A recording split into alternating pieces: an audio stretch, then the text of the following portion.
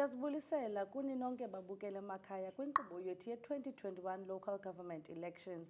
Igama nguLusulwethu Antoni. Namhlanje sithatha ukujonga ukuba ingaba uvoto lwayizolo kweliphondo leMpuma Kapa luhambe njani nanjengoko kusaqhutyeke kwanokubalwa. Eke bethu nanihlela ngandodwa apha estudio, ndihleli nomhlalutyi wethu kwicala lezopolitiko, uBhutisam Nduna. Bhuti wam, siyakwamkela. Inkosi nabuliso kuwe nabaphulaphuli bakho. Bhuti wam, nansi ingxaki ifike eNelson Mandela ngosuku lokuba makubalwe ivoti. Kwakho matshini abaxingayo. Bhuti wam, izinto ezenzekayo siyazazi, kodwa ke asikwazi ucimela xa kufikelela ekubeni ba ingaba akho ndlela yokuzama ukupheka amanani for imibutho emithile. Into yokuba kuthethwe ngento yoba amanani azawuphekwa ayivelanga izolo ngosuke kubekho ingxaki nobuxhakaxhaka bosetshenziswa ngu-IEC. Zizinto ezo ezivele phambi konyulo lusaqala. Namhla kudeclaration into yoba ngomhla kaNovemba kuzawuyiwa enyulweni. Loo nto ke ukuyithele ukuthi mhlawumbi kukho amaqela abona into yoba awazoba nathuba elaneleyo lokukhankasa. Kodwa ke yinto befana uba u-IEC ujonga mihla le nangexesha lokwanyulwa uba nalapha e-further market ingathi bikhe kwakhona into yoba i-system yabo ikrashile ngale ntsasa. Zinto exhalabisayo kakhulu ke ezo ngoba kaloku kukho abantu abathi xa bejonga amanani abo into yoba engathi awakhuli. Izawusetyenziswa kaloo nto njenge-scapegoat into yoba abazawuthi hayi kwaxinga oomatshini abantu bethu abavota. Kube ke mhlawumbi ke ngamaxesha kungenjalo, ibe ke nyhani ke ingxaki ngu-IEC ingathethi into yoba loo nto iivoti nyhani zaphekwa okanye kukho izinto ezenziwayo ezingekho ndleleni nemigaqo nesiseko eyabekwa ngu-IEC. Awucingi ke bhuti uba u-IEC inobuyafelisha ngoba aba matshini ezibusitsho ba ayiyonto oqala ukwenzeka le. Ucinga uba u-IEC funeke anyuse ikawusiphi kwenzeka uba uvoto kuthiwe make sure lu-free and fair kumntu wonke wowuphina umbutho?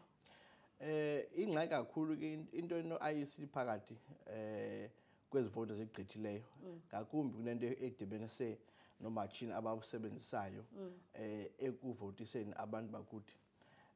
Into endiqonda uba I think funeke ijongwe okanye kubekho ibhodi okanye external body ka-IEC ezawujonga nemiba ekumila kunje ukwenzela into yoba singahleli nje sithethe into enye nento yoba abantu bakuthi abavotanga okanye ii-system ziye zakhresha ngenxa yento yoba u-IEC nesystem yakhe kukho izinto zabo ezifelishileyo.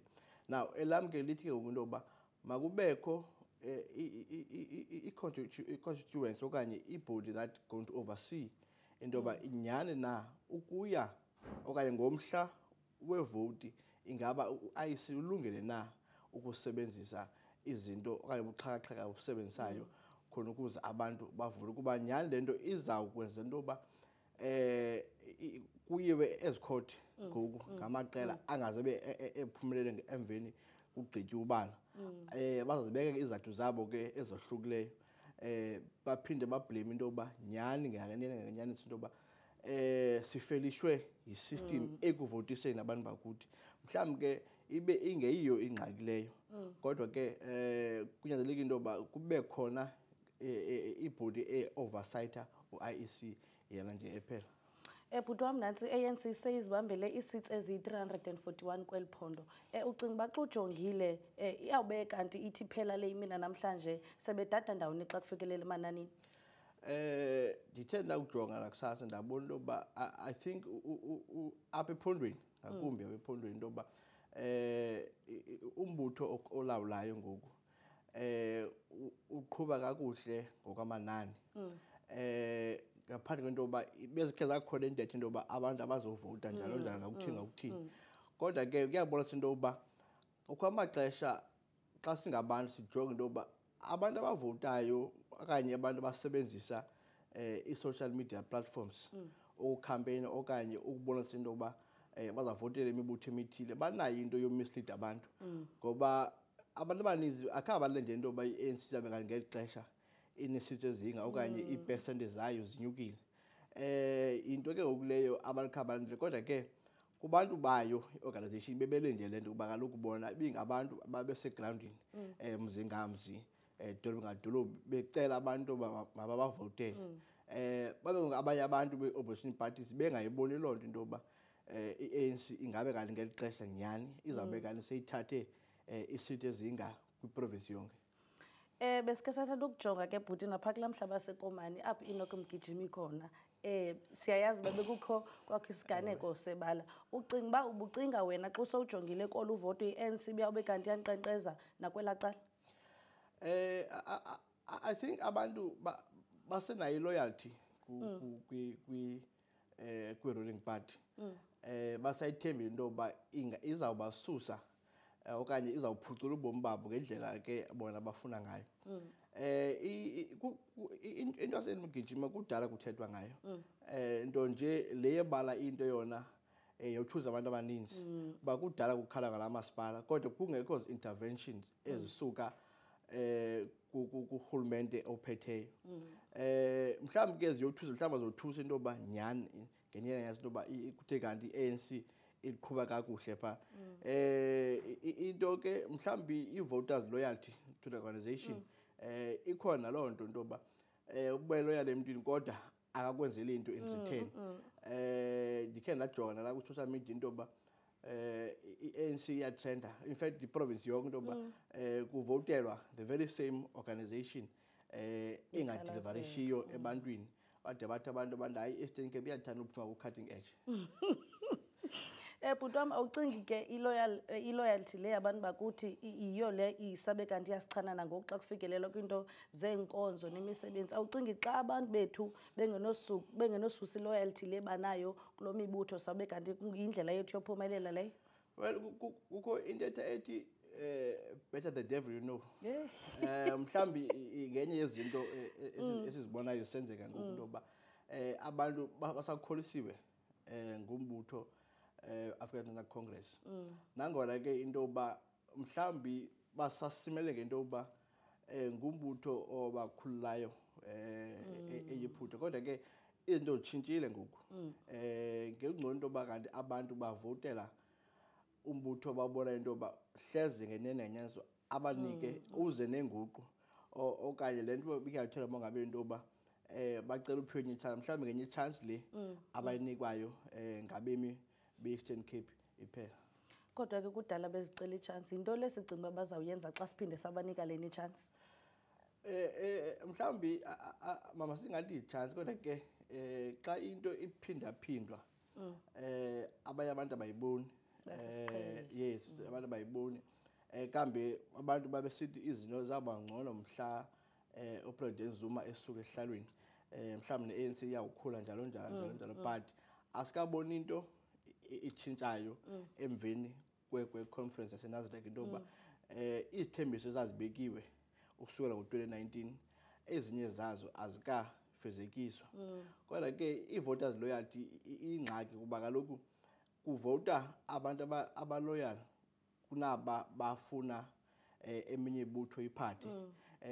Ilanto ke ngoku bengikhe nathi into yoba ungavoti ayizokwenza laa nto. Ngoku abantu bavotela lo mbutho nithi nina anifuni kwaye awunisebenzeli. Ukuba ngabe iphumela abanye abantu nabo ovota mhlawumbi ngethethe enye into ngoku ngale ntsatsi into yoba kubekho omnye umbutho ozawungena okanye uzawuthatha over from i-African National Congress. Kodwa ke abantu bakhethe ukuhlala ezindlini becinga ufana into yoba bapanisha i-ANC kanti abantu bafuna i-ANC iqhubeke iphathe baphumela bona bavota. Nathi i-DA kuthiwa yenza kakuhle KwaZulu Natal. Awucingi uba i-ANC noba imincile kuloo ndawo ikuyo? I think ibuyela kwinto yoba bekhe sathetha nge-voters pattern into yoba abantu bavota on what basis, whether it's color or policies or i-manifesto of i-organizations. Abantu ke mhlawumbi indaba se-KZN mhlawumbi ijonge ngenye indlela into yoba kuba it's a stronghold of i-ruling party. But at the same time kune-IFP engafani into yoba siyijongele ngaphantsi kuba nayo i-stronghold sayo siphaya KwaZulu Natal. So loo nto ibonisa ukuthi ngoku i-democracy it's a process nyhani into yoba singavoteli imibutho esiyaziyo okanye kuvotwe on the colors of on the basis of i-color yaqona. Now mhlawumbe ke bantu bakwe-KZN ngoku bathenjisiwe okanye at the same time nabo bazama upanisha imibutho ebikade igqugqisa KwaZulu Natal previously, mhlawumbe ke masithi uqala ko-1994 till to date. So mhlawumbe ke indlela yabo bethi ngoku sifuna utshintsho nazi i-organization thina esibona into yoba ingasiphathela utshintsho selufunayo apha KwaZulu Natal. Mabethuna, on that note bengicela sikhe sithi tsigxada kuJessica nolapha eFeather Market eGqeberha. Masibulele apho kuwe e-studio, siselapha eFeather Market eGqeberha. Intshukumo azikaqali kusenjengakusasa ngelo xesha besisandula kufika, kodwa ngoku ndimile naye uGary van der Kerk, yena ke owe-Northern Alliance, oza kuthetha nathi into yokubana uziva njani ngale mini yanamhlanje.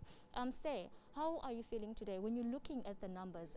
Do you have hope rising by maybe later this afternoon? Do you think the numbers will rise? Thank you very much. Yes, I'd just like to say thank you to, first of all, to everybody that came out and voted for us as the Northern Alliance, and also I'd like to say thank you to all our volunteers who helped us through our campaign. Regarding the numbers, we are very confident about the numbers. Most certainly we're looking at taking 1 or 2 seats, but definitely we're hoping the numbers come through quicker. But it's a slow process, but we trust the IEC to give us accurate information, and hopefully by the end of Thursday we'll know that we have taken maybe 1 or 2 seats. Say, according to the accusations that were made to you, if you still remember, on the live view that was taking place on Facebook, including maybe to say the sexual harassment that was included, that the part of the other party asked you in there, what don't you think this would affect your voters or supporters? I'm not aware of the sexual harassment or anything like that being allegations being made, but I know COVID regulations were mentioned. We did have a court case regarding that. The case was thrown out with costs, so I don't think it did have much of an effect. Look, there will always be smear campaigns, and it comes with the territory. It comes with the territory, they say. So we did all the hard work in the last 3 years already. So all this nonsense of whatever mud they throw at us, the mudslinging, it doesn't stick. It really doesn't stick. I think the people are wiser than all the nonsense that's been said on social media. Say thank you for your time. Say, lastly, you are one of the small parties. Now, the interesting thing is, should you get the opportunity, let's say by tomorrow or end of the votings, what is the first thing that you think you would do to change the lives of people, especially in the northern areas? Look, the one thing the northern areas is plagued by is the non-service delivery that's happening in the northern areas. So that our party started because of the no service delivery that's happening in the northern area. So we're starting today. Like I said, we do believe we're going to get a seat or 2 within council. And like we always say, your campaign should be 5 years. And we're starting today to deliver services to the people of the northern areas as well as Nelson Mandela Bay. But there's so much to do. There's so much to do. It can only be done. You can only win the electorate over by starting on day 1. Thank you very much, Say, for your time. Sibambe ngazo zozibini kuwe Jessica Popo nesimzinzise apha eGqeberha eFeather Market. Ebhuti wam, njengoba abantu bedla ngokuthi umbutho we-DA ngumbutho wabantu abamhlophe uquka namakhaladi, ucinga uba bazifelile i-northern areas xa siyijonga ke ngokwelo liso labantu? Ndicinga njalo ngoba kaloku uyaqaphela nemibutho ngoku isandukhula okanye usekwa nayo kakhulu igxile ekubeni into yoba ijonge iivoti phaa northern areas, i-DOP nezi northern alliances nezinye i-patriotic alliance njengeminye imibutho esekweyo. Ithele ukuthi ke ngokuloo nto ngoku akusajongwa ikhala njoba ingaba ngenene inyaniso loba iDA ijonge abantu abamhlophe kuphela. Nabanye abantu ngoku ndithe ndakujonga nami ndaqomba ngendlela imibutho emininzi ngayo eMzantsi Afrika.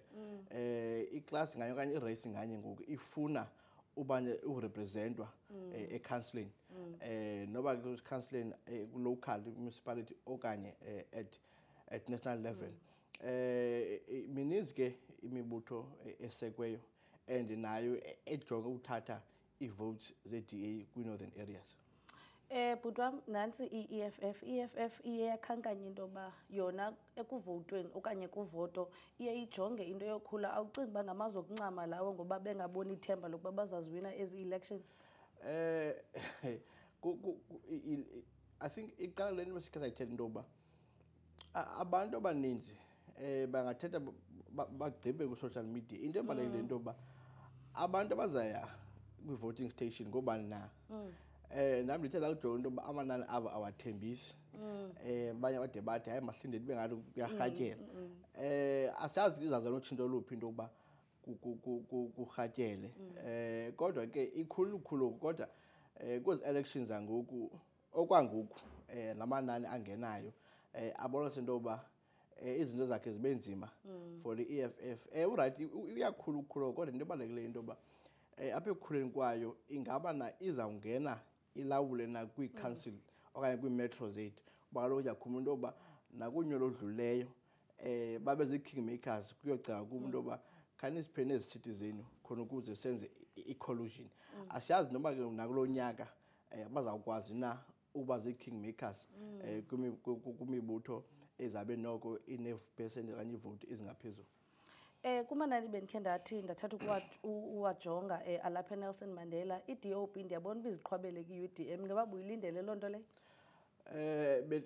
Bendikhe ndayithetha into yoba kule 10 months of i-existence yayo i-DOP ngabantu aba-more of i-action than i-practicals noba okanye bambe ithembisa. Laa nto abantu bayifunayo into yoba siyibone into before sithi hayi siyokhanka okanye siyovotela umbutho othile. Ikhule kakhulu i-DOP.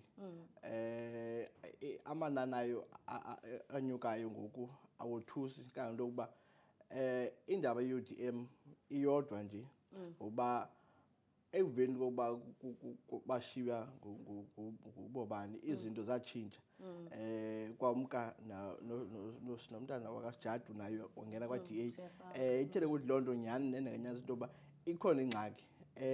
Andiqondi yoba ondleka into yoba ikhule ngendlela mhlawumbi besicinga mfamba okanye ngendlela ebisenza ngalo esaphila ubobani.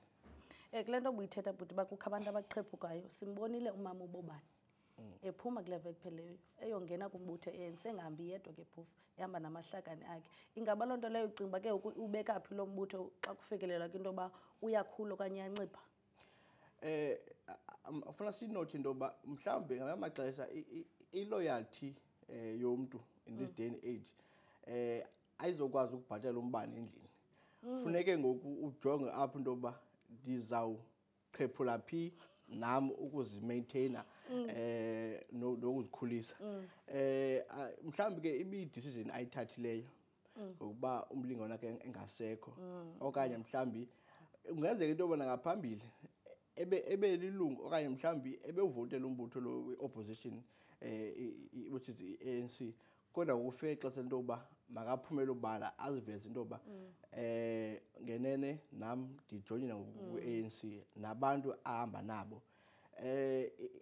Iba yingxaki laa nto ngoba kaloku kukho abantu abaseku-ANC kakade kwi-structures okanye kwi-membership ye-organization nabo abafuna into yoba bakhe bakhule bazihambe zonke izigaba ze-organization. Umntu angahambi aphinde abuye kuxatyathwe abantu abasebe ngaphakathi embuthweni. Njengoba sakhe sabona isenziwa ngumama wayengupremier wethu umama uNosimampa Ndlela esimka esiya kwa-DA waphinda wabuyela ku-ANC. So lilungelo lakhe umabobani ajoyine nawuphi na umbutho awujoyinileyo. Mhlawumbi ke kukho nto ayithenjisiweyo kwathiwa makeze nabantu abathile because kuyabonakala into yoba nyhani i-UDM iyachithakala apha eNelson Mandela Bay. Nasa sinishiqi se-IEC bhuti wam kuthiwa abantu abaswelekayo i-ID number zabo zisavela kumrejistarisho. Ngaba ke ukuleyo into siye siyithini xa siyijonga? Into ekumila kunjalo ayenzeki kuphela ngexesha le-elections. Kukho abantu kwezinye sectors okanye ufumaniseke into yoba amagama abasavela kodwa abasekho.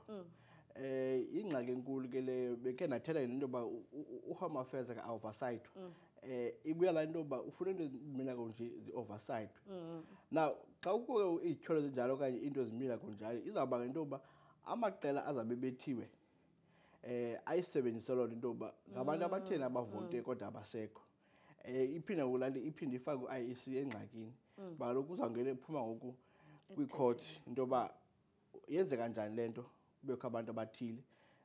Ingaba nibhatele na ukwenza into yoba ninyuse amanani amanye amaqela ezopolitiko. Iba ingxaki kakhulu into i-IEC phakathi kude ne-system zabo. And ke bhuti wam kule nto uyithethayo ibe weske abantu khabayilindelele 10 out yoba kanti sabe ngeli xesha kanti usankqenkqeza phambili i-ANC. So abantu banezi-speculations ezithi ba inoba kwa u-IEC yena kuqala usebenzisana nalo mbutho phezulu. Ungaba ke okwena uyabagxeka abo bantu bayijaja lo hlobo le-situation yenzekayo? Andibagxeki kuba kaloku mhlawumbi bona bayibona nje into yokuba abantu mhlawumbi singahlala sonke sithi siyavuma into yoba sawuvotela umbutho othile. Kodwa ngosuku lonyulo umuntu uba mnye kwi-ballot box yakhe okanye xa ebekunqaku uba mnye. Loo nto ithetha into yoba asiyazi into yoba osiphume sathini omnye nomnye. Kodwa ke izawufuna ukujonga into yokuba abantu mabangajongi i-popularity ye-organization via i-social media bacinga into yokuba naxa sekubekiwe oo-ex babo okanye oo-ex bethu kwicala ze-organization izawuphumelela. Into engafuneka sikhe sisusa apha engqondweni into yoba akuvotwa nge-social media ngoku. Umntu uyapha ibe nguye ne-ballot paper yakhe no-ex wakhe naloo mbutho abona uba yena ufanele uba okanye uyambona uba ngumbutho ozawukwazi uzisa ii-services eluntwini. Mabethuna masiphinde sithathe eli thuba sithi tsixada kuye uJessica Bobo. Manibulele ngeli xesha siselapha eFeather Market eGqeberha. Iintshukumo safana njengakusasa akabikho nto iqhubekayo okwangoku. Kodwa ke bathe i-IEC ithembisile ngento yoba mhlawumbi phaa emaxesheni inkqubo iza kuqala yenzeke. Kodwa ngoku apha mna ndimi naye oyi-UDM uYongama naye lowo ozasixelela into yokuba ucinga uba uziva njani namhlanje ngenkqubo eyenzekayo apha. But Yongama, njengoba inkqubo isenzeka apha uziva njani ngale nto yenzekayo ngoku ngeli xesha? Le nkqubo yenzeka apha ndicinga uba isinika i-transparency into yoba ii-results ungena kwazo from i-voting stations sikwazi into yoba yonke into xa ithalwa apha kuconsolideyithwa sibe iphathi yayo nathi siyimibutho. So ibalulekile loo nto leyo because kukho into ezininzi ezenzekileyo izolo kwi-voting stations, izikhalazo ezifana into yoba abantu baye bajikiswa phana kodwa babebhalisile into ze-network of which bingaqali into ye-network kwenzeka. Uzawukhumbula into yoba nakwi-registration weekends sasikhe sanongxaki ye-networks naloo nto leyo. Saba nazo neengxaki ze-MEC 7 forms eziwele ngakhange ziphuma abantu yonke loo nto leyo. So thi xa kufikwa apha ke ngoku kusenziwa le process into yoba when they tally up kusenziwa le consolidation masibe yiphathi yayo bangayenzi bona bodwa ngoba sibazi uba abanawuze bana ii-votes okanye batshintshe indlela bekuqhutywe ngayo kwi-voting stations. Kodwa ke siyawonwabela loo nto leyo, sinethemba ke into yoba noko abahlali baye baphuma bakwazi uvotela umbutho we-UDM. Siyabulela bhuti ngaloo nto. Xa ujonga ngoku mhlawumbi amanani umane ubuyela kuwo uwajonga ucinga uba emva kwemini lizawuba khona utshintsho kwaye ukuba lukhona utshintsho ukuba ungafumana itshansi yokuba nina nikwazi ukuphatha apha yintoni inguqu eningayenza eyokuqala? Luzawuba khona utshintsho ngoba asikafiki naku-25% we-results uba masiphume. So lilonke sishiyeke nento engapha ku-75%. Lilonke ithi loo nto leyo isenda indlela apho siyakhona. Luzawuba khona utshintsho, zizawungena ii-numbers. I-UDM noko izawubuya ngaphezu koba ibikhona kwi-previous administration. Siyibonile inkqubo uba kungaphathi UDM yayazi mos into yoba sizi-corruption busters lilonke i-clean governance i-malfeasance maladministration izawuba zizinto zakudala ezo kwenzela uba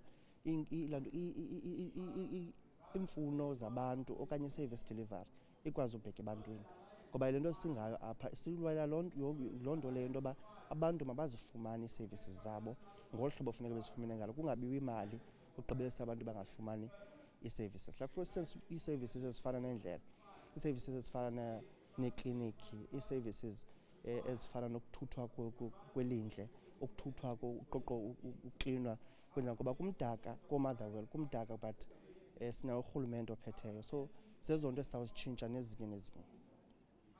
Bhuti, xa sikuloo ndawo masibulele ngexesha lakho. Uyasixelela ke ubhuti into yokuba ngabana noba kungenzeka ntoni ngexesha uthi kusekusasa izinto ziza kutshintsha emvani kwemini and utshile into yokuba ngabana ukuba bona bangalifumani ixesha lokuphatha inintsi inguqu abangayenza. Ngalawo, back to you in studio. Sibulele kwakhona kuwe Jessica Bobo. Bhuti wam, i-UDM ithi ifuna ukulwa into ye-service delivery nokurhwaphilizo. Iyandixaka ke mna bhuti into yoba andithi nabo bakhona kuloo masipala uphetheyo ingaba ke ngoku abazibethi ngenyeketyeni xa bezogxeka lo masipala kwabona bakuyo. Into ekhe ndiyiqaphele especially apha eNelson Mandela into yoba kukho le nto kuthiwa yi-blame game. Abe umntu part and parcel yolawulo okanye uselawulweni kunye nombutho lowo wakhe. Ndizimamele into azikhanganyayo umhlekazi nento yoba kuzaliwa i-corruption kunye nezinye izinto ezinjalo. Kodwa ke akhange achaze ngakumbi into yoba bazazenza njani nento bafuna zenzeke. Kuba kaloku ufuna sijonge into yoba as much as ingurhulumente we-coalition kodwa ke kukho izinto abasalele kuzo. The previous okanye ubobani wayimeya wayinikwa i-chance wayinikwa i-chance wangu-MMC waka-human okanye nakwa-infrastructure. So kukho izinto abantu mabajonge into abathethayo before bathethe ngoba kaloku zizawubuya zibuye ngabo. Basathi ngesathi uyakhumbula wawuthe ngamini kubala into yoba niza kwenza u-ABCD kodwa akho niyazileyo. Babe at the same time bakhona apha ekulawulweni kuba kaloku nabo bayi-part and parcel of the coalition government. Kodwa akho nto sikhe sayibona abaza nayo. Mhlambe even noSiyasango njalo ngekakhange bamke kanti i-UDM kukho into eyenzayo for labantu baseNelson Mandela Bay. So naye ubona into yoba akho progress inoza okanye utshintsho enoza ne-UDM xa ilungelo elawulweni. Le nto uqonda uba makatshintshe amakhasi abuye kwa-DA. Xa kufikelela kule nto ye-coalition government awucinga abantu bakuthi babethwa ngengqondo ngoba aba bantu andithi bayadibana phaa behind closed doors baxoxe ibhunga elinye xa befika apha ebantwini basidlalela istage benza izinto bathukane kwabodwa. So awucingi inoba apha kudlalwa ngengqondo zabantu kwini vote?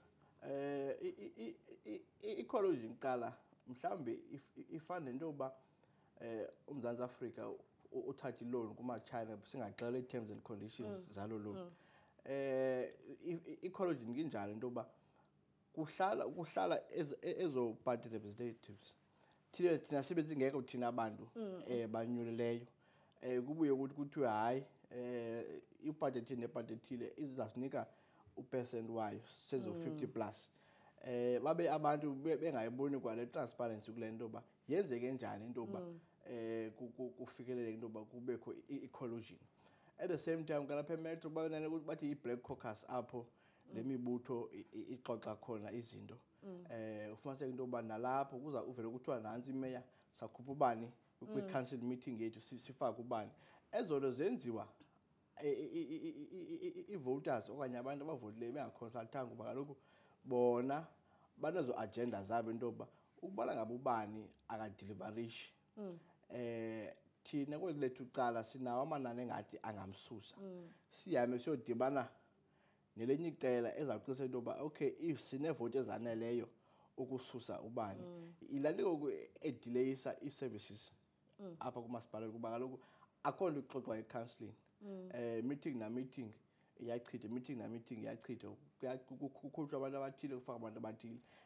Loo nto iba ntoba iinkonzo zingafiki eluntwini kuba kaloku akude kuvunyelane into yoba ngoku ke nantsi imalinga masenzeni into yoba sibheke phambili. Kungcono nyhani ke xa i-organisation iyi-one kwimetro ethile ezawukwazi ukuthatha izigqibo on behalf of abahlali baloo dolophu okanye loo town. So into ye-collusion ingxaki kakhulu, and ingxaki nje kukunto ezininzi ezisilele ekubeni uba zifikelele eluntwini. Bhuti wam, ngokwamanani bendisandowajonga i-DA ihleli ku-44% ize yona i-ANC ihleli ku-40. Ucinga uba ke ngoku le ayizophembelela enye i-coalition kwakulo rhulumente wethu engakhange ibe kanti sisebenzele kwiminyaka le besirhuqa kuyo? Uyabona into ye-collusion andiqondi iphinde ihambe apha eNelson Mandela Bay. Ngakumbi ngoku kuye kwakho into yoba kubekho abantu abangaphumanga bayovota for lo mbutho abawufunayo. Kwakhe kwahlalwa i-conference kuthethwa nge-future of i-coalition government organized nguSalga, apho kwakuxoxa khona ngento yoba ingaba le nto iyasisebenza okanye ayisebenzi na. Into efana ke is that abantu babehleli kulo session ngabantu basebhayi, kathiwa hayi siwa i-coalition into yabantu basebhayi, thina abantu bezindawo sazana coalition kuba kaloku siyayazi into yoba inobuzaza kangakanani into yoba kubekho urhulumento wendibaniselwano. So izawubonakala, but amanani as much besithi ayatshintsha articling in minute by minute, time to time, but because uthe IEC by later namhlanje at least bazabe imbalwa 90%. Sabona 90% into yoba iya ngaphi into uba ndikhumbula into yoba ngo-2016 ngokwakubalwa kwakhe kwalento ethi i-ANC irelaye kwi-Motherwell. Zange ii-results ze-Motherwell kodwa akabikho i-Motherwell ayazi natshintsho in terms of ukuboosta amanani e-ANC ngo-2016. Kodwa ngoku uyabona into yoba ingathi kuqalwe nge-Motherwell isikakhulu uba ingathi ihamba kakuhle, but kodwa nofuna ujonga into yoba kusekwi-northern areas nee-townships ezinkulu zalapha emetro ezingabanga into yoba either ANC inyuka okanye kunyuka i-DA, kuba kaloku i-DA amaxesha amaninzi barelaya kwi-northern areas. Now into yoba kulo nyaka into zingatshintsha kuba kaloku kukho ngoku eminye imibutho engenileyo nayo ejonge into yoba ifumane ii-votes kwi-northern areas. So loo nto ithile ukuthi akabikho certainty into yoba ingaba nyhani izahambe iye phi into yoba ngubani mhlawumbi onofumana, because andiqondi uba ukhona uzawufumana u-50 plus that ukujonga nje kuba kaloku mininzi imibutho. And kule interview yalo mhlekazi we-NA ithe bafuna nwazi isithi zimbini nabo, so ilo mbutho ufuna 2. Now le 2 ngoku izawuphuma phi? Ayizophuma ngaphandle, ifuneka iphume kwezi wadi zonke zalapha imetro zi-60, and ke ngoku izawuqhephula le mibutho eseyi-already established. Ayizoqhephula la mibutho mhlawumbi izabe ifika njengento yoba sibona ii-DOP zikhula nje zithatha le mibutho iseyikhona kakade. But iyatshisa into ye-northern areas because ingathi le mibutho iyivuka ifocus yayo ipha kwi-northern areas. Awucingi uba ke ngoku inoba abanye abantu bafila left out xa kukho le focus ingaka during elections kwindawo eyi-1 elapha eNelson Mandela? Ingxaki iba khona because siyawukhumbula into yoba i-ANC ukuza kwayo noDanny Jordaan as i-candidate yobumeya, ifocus yabo yayipha kwi-northern areas. Yonke into northern areas. Ezinye ilokishi I'm sure ohlobeka into yoba they felt like they are left out. Kodwa kwafumaniseka into yoba the very same focus okanye abantu abo kwakufuna into yoba kuthathwe ivoti kubo azange benze njengoko kwakujongiwe. Yiloo nto yabethwa i-ANC kwezi ndawo kuba kaloku they only focus on one particular area. So zininzi ivoti kweza areas manyanisile, kodwa ke kushiyana into yoba ngumbutho omnini okanye usekwe phi. Yaqonda, because the Northern Alliance I think isuka kwela cala ngabantu abaqonda uba man make sizimele nathi ngoku njengabantu balapha ke siyekurelaya kumibutho ezawufika ngakumbi nakumbi iDA kuba ke iDA bikhe yaqhuqisa kwela cala. So indaba northern areas nyani I'm sure kuzawucaca inyani xa sewungena i-results zayo into yoba amanani azawubheka kweli cala na. Hayi i-competition inintsi kwela cala because nansi ne-Aljamana ifuna uzikhelela kwicala ke lama-Muslim. Ungathi wona bemekhe mabekelwa ecaleni ixesha elide xa kufikelela kwezopolitiko? Ibuya lento ke ndathi into yoba i-race nga-race ngoku ne-religion yayo msibeke lo hlobo. Bafuna uba ne-representation yabo ephakathi ecounseleni. Uba kaloku uyakhumbula into yoba especially ngoku xa usithi ama-Muslim ngabantu ke abo ke abanento zabo ezizodwa abazawufuna into yokuba nezabo izinto ke zijongwe. Yaqonda, so kuzawubaleka into yoba ke okanye kubalekile into yoba babe nomntu wabo ongaphakathi ecounseleni. Ayonto ke intsha into yoba kubekho umbutho osekwa on the basis of the fact that nathi man religion ethile but siyabona uba ingathi ezethu izinto azijongwa ngendlela ejonga ngazo ezabanye abantu. So imibutho enjalo ke iye ke mhlambi ifumane phaa naphaa kuba kaloku once kuthiwe nathi maxhosa ngoku at least thina sinayo i-representation phaa makhe singene mhlambi ke iyawukhulelwa hlobo kodwa ke in-northern areas ininzi gqithi izawubonakala into yoba ingaba nyani na iyangena okanye ayamkelekanga eluntwini okanye loo community izabe ijonge yona lo mbutho wamuslim.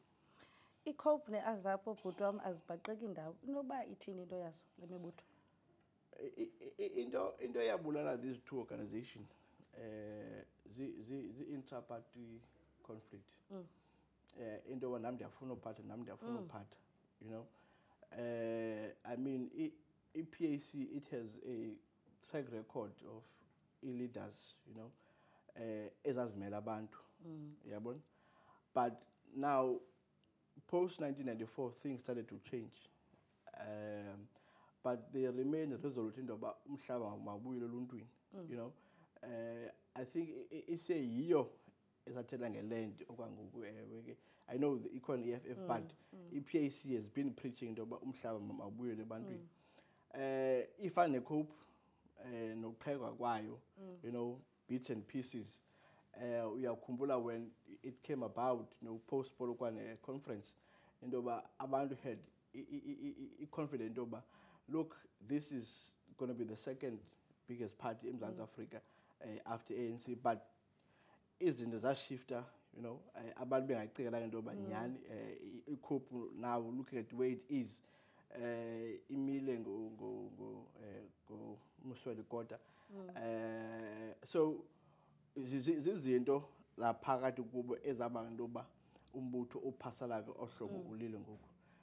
So andiqondi into yoba kwehla amanani kwi-PAC kunye ne-COPE kuyothusa akothusi tu uba kaloku azange qala baqoqoshe indlu le yabo phambi kokuba babheke ngaphandle. So kwafelisha within themselves as leadership of these two parties bathe besiya ngaphandle eluntwini kwabe sebengavani baqheke omnye abheke ngapha omnye abheke ngapha. Loo nto ke ayincedisi kwezopolitiki into yoba nibe nifuna ukukhula but nina ngaphakathi akho anikhulisani okanye anikhuli ngokwaneleyo. Ngokwesininzi sabantu esibonakala singavoti bhuti wam ujonge ba i-turnout ye-results mhlawumbi kungathathwa like ukubala ezivoti kungathatha ixesha okanye kulona unyaka sijonge into yoba ingazigqitywa namhlanje yonke le nto? Izawuxhomekeka kule nto ayisibuhlezi ne-system ecrashayo into yoba zizawufika ne-result ePretoria.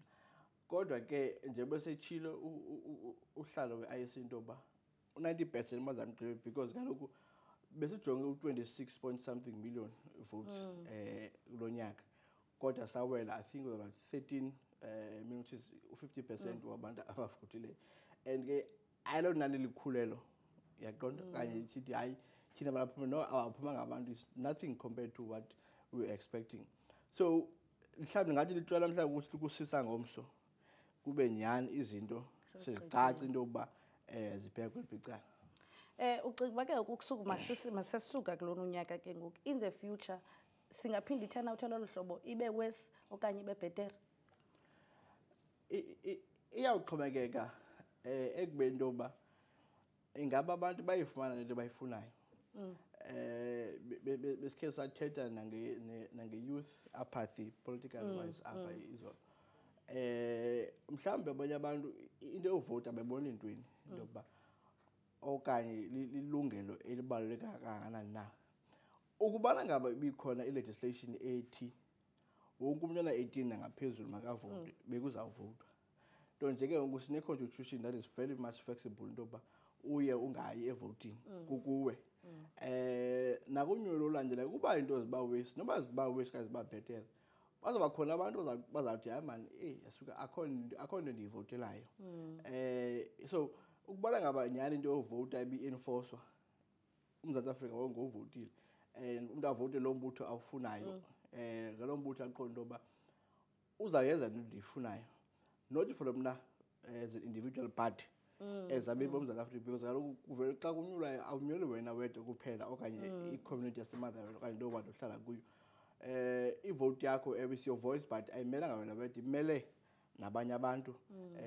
So mhlambi singabona enye into ukuba nyhani uMzantsi Afrika uyakhula then i-voters turn out mhlambi ingangcono kunyulo olandelayo.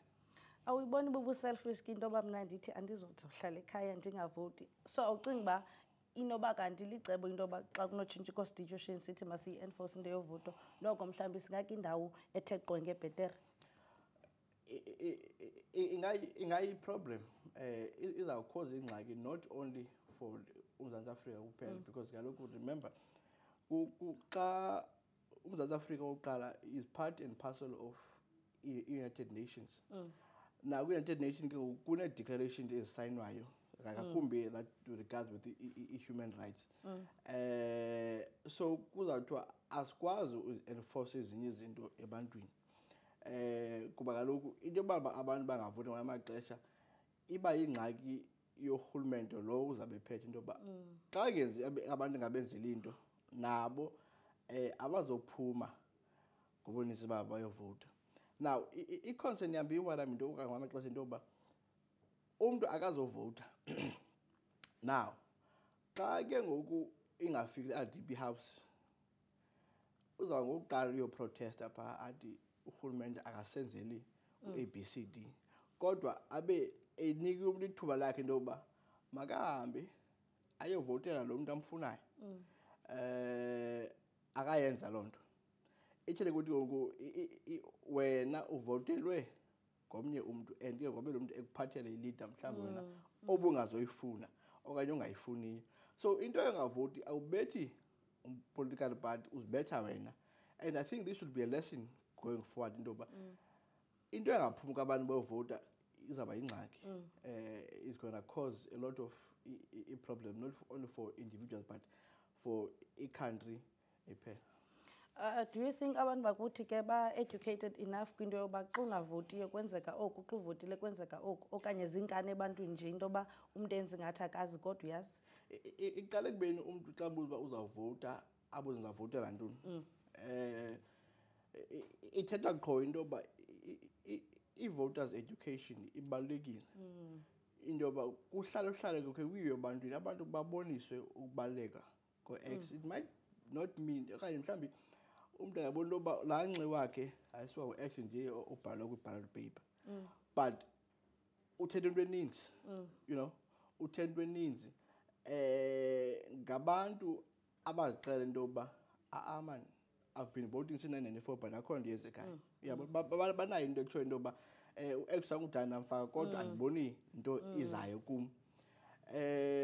Nakum ke xa umuntu ephinde enikwe ithuba loba avote ngabantu abatsha aba banga-understandi into yoba okanye ukubaluleka kulo vote. Abantu abadala basayibambile into yoba bafuneke uyile kuyovula kuba kaloku bona they know into yoba for iminyaka emininzi abantu bakuthi babengavotiswa pre-1994. Now umgaqo sekwatshintsha loo nto uba every 5 years umntu makabeke unxe wakhe ukwenza into yoba akwazi uzi-expressa through the electorate.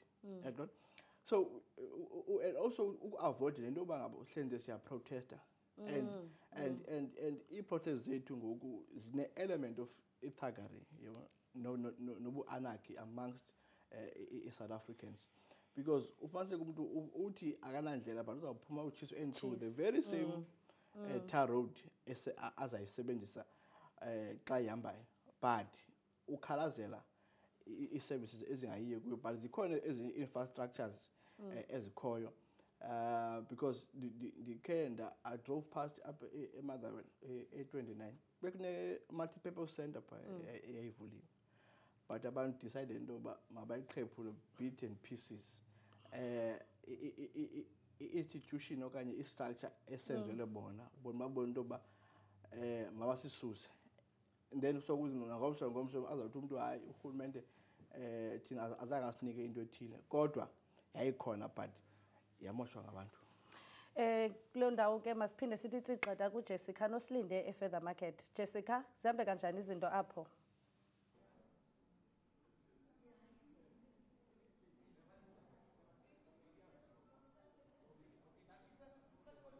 Siyabulela apha estudio, siselapha ke eFeather Market eGqeberha. Izinto ingathi zithanda ukutshintsha kancinci nangona ndivile into yokokuba ngabana noko amanani ayangena kwaye amanani seweqoqoshiwe evoti, kodwa ke into ethethwayo kuthiwa eKarega yiyo yodwa neewadi ezimbalwa ezishotayo ngaphambi kokuba amanani evoti aphume. Kodwa ngoku mna apha ndime naye owe-Aljama uKasim nozasixelela ngezimvo zakhe ngale mini yanamhlanje nokuza kwakhe apha. Sir, can you please tell us what is your opinion of what you've been through here today and what is actually happening now in terms of the update? I want to say unjani and thanks for Mpuma Kapa TV. It's been a long process for me. I've been here since Saturday morning, 7 a.m. when they opened the doors for special votes. So I've been home and back. Even yesterday, I've been here since 7 a.m. and haven't been home yet. So the stakes are high. I'm keeping positive, and I know there's a positive outcome with regards to the results that has been captured now at the Rock at the Feather Market. Should your party get the chance to lead, what do you think are the differences it would make, specifically here in Gqeberha city? Okay, looking at the previous election that we have contested nationally in 2019, we are hoping that the voters came out in the numbers to put us in at least 1 or 2 seats in the municipality for 2021. Okay, now looking at the crime and everything, which part will your party take most place in? Like, what activities will your party take ownership of as of right now, whether you guys win or not? Yes, certainly we still keep positive. We have until 2024 to improve and prioritize mainly on the northern areas where I come from, and Ward 35 will be the main focal point delivered in service and looking at these elements and social ills in our communities. So thank you so much for your time. Right now we will also have a member or a candidate from a Freedom Plus who he will also share on how he feels and what experience he has today. So Say, can you please, thank you so much, Say, can you please tell us what experience have you heard here today, and for your own improvement, what do you think your party will do should it get the chance to lead? The experience we have got here this morning since I came here is a good vibe I've got especially from the people out here, and I must say is that the atmosphere is good here around. What our party will do is the most important thing is the bread and butter issue. The bread and butter issue is about service delivery and to uplift the community when there's any problems like like service delivery, like anything to do with water and lights, drainage, etc. So we will definitely, when people report anything to us, we will take it first hand like we were doing all the time now. So we will do everything in our power to see that the bread and butter issue is being serviced to the people. For instance, service delivery, also for the people's humanitarian rights. We won't stand back and to be bullied by any other party, and to see that the people suffer at the end of the day. So our whole aim is to service the people for the best of our ability. The Freedom Front believes that we must service the people. You cannot come and be a councillor and just sit in your back and receive the money. So be there for the people, by the people. So, say, speaking of the councillors who would sit and do nothing, what is your main strategy on taking a closer look on your councillors in terms of not doing work and also in terms of corruption? What is your main strategy? What are you going to do to make those things stop? If we must hear about anything about corruption from any party or anything that is going wrong within council, we will definitely stand up and speak out and tell in the end of the day, and not hide it and put it on Facebook and things. We will take them on in council to say at the end of the day, listen, that you are really diminishing the people's rights. The main thing, and we will strive in our power, never ever to be corrupt, because our party, the Freedom Front Plus, is a clean party with a clean slate. Never ever is one of our leaders been caught for any corruption and things. So we don't expect that we as councillors, to be councillors, or anybody of a servanthood, to ever be corrupt. Because at the end of the day, that our leadership will take us to task when there's any corruption. And we will take it to the highest authority if we find that corruption is there, and we won't hide it under the mat, irrespective of what party it is. Is it too early or too late for you to think that you will be celebrating come the end of the voting day? Being number 2 on the list for the Freedom Front Plus, I will say I will celebrate with the help of Father God. I can do nothing without my Maker. So I'm celebrating right now. I will be celebrating after tonight. I will say yes, we will go in 2 or 3 in council on in this year's election. Thank you so much for your time.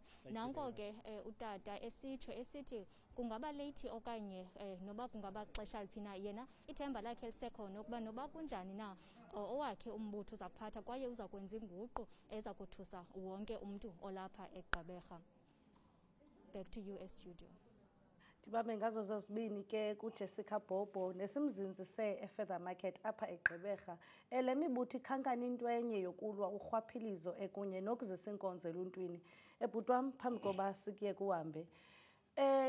Iimetro ezininzi zalapha eSouth Africa ingathi ziqubisana yile mibutho mibini imiqubisana i-ANC ne-DA. Uyayibona le mibutho mibini ingaqubisana neminye xa kufikelela kwinto yoba amanani enyuka okanye sehla, okanye le competition ikuyo momibini eminye mayiyeke?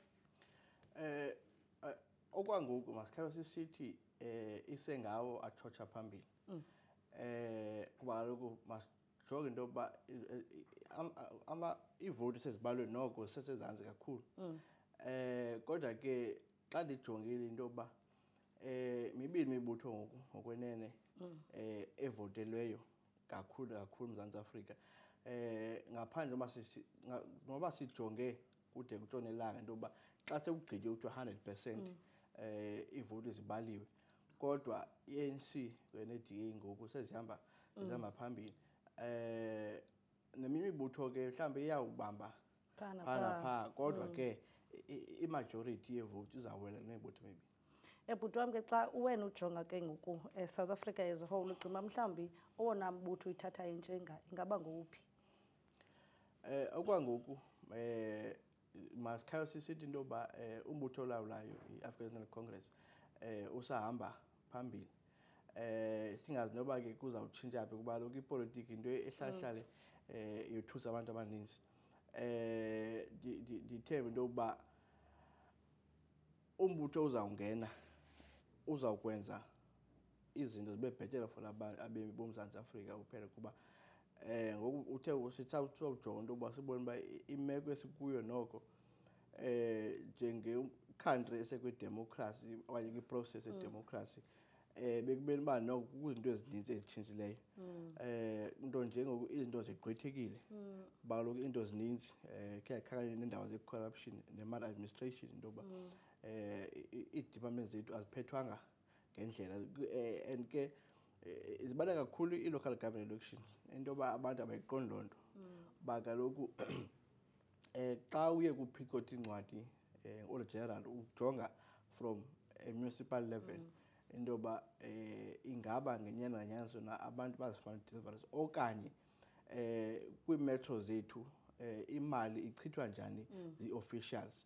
Now abantu ke xa bengayi ke ngoku uyokhasa iivoti zabo ithele ukuthi loo nto izawuba khona iproblem kuba kaloku abantu bazawube benyuliwe abazo-akhawuntwa mntwini. I-accountability is very important, especially kwi-level of i-local government election, I mean local government. So masijonge into yokuba kuza kwenza ngantoni phakathi kwe-DA kunye ne-African Congress xa sekuthiwe kugqitywe ubala okanye sekugqitywe ubala iivoti ziphelele. So lilonke bhuti wam uthi masingangxami okanye bangangxami ngoselebreyitha abantu bale mibutho ngoba izinto zingajika nanini na sijongile nje? Ewe zingajika kodwa at the same time ziphinde zijikele in favor of bona. Kodwa le mibutho mincinci yona mabangangxami ngoselebreyitha kuba bazawuthi hayi kuse-early and so forth, kodwa ke le mibini ngoku seyingaphambili ibheka phambili andiqondi noba ikhona into ezababuyisa umva okanye amanani abo ehle ngoku azawunyuka kodwa imibutho emincinci izawuqola bifumene 1 or 2 kodwa imajority izayo kula maqela engaphambili ngamanani.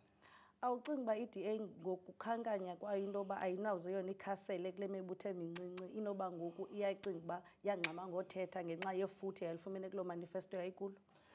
Ewe injalo kuba kaloku mhlawumbi bona bangena ngento ekhasi lokuba bazawuthatha imetro ezileqela eMzantsi Afrika babe besithi i-DA get things done, kodwa ke kukho izinto othile esingaziboniyo okanye abantu abangaziboniyo ezibathetha into yoba nyhani bayazenza for uluntu.